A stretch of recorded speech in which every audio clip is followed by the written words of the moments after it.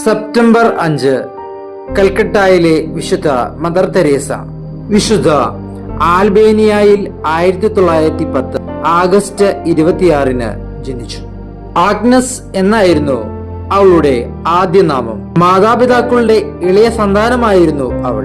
ചെറുപ്പത്തിൽ തന്നെ അവൾ വായിച്ചിരുന്നത് മിഷണറിമാരുടെ അനുഭവ കഥകളായിരുന്നു. ഇതിൽ നിന്ന് പ്രചോദനം ഉൾക്കൊണ്ട് അവൾ തനിക്കൊരു മിഷണറി ആവണമെന്ന് ആഗ്രഹിച്ചു. തന്റെ 18ാമത്തെ വയസ്സിൽ ലൊറേറ്റ സന്യാസ സഭയിൽ അവൾ ചേർന്നു. മിഷൻ മധ്യസ്ഥയായ ലിസ്യുവിലെ വിശുദ്ധ തെരേസയുടെ നാമം അവൾ സ്വീകരിച്ചു. പിന്നീട് വർഷങ്ങൾക്ക് ശേഷം അവൾ ഉബോയുടെ സന്യാസികൾ എന്ന സന്യാസ സഭ സ്ഥാപിച്ചു.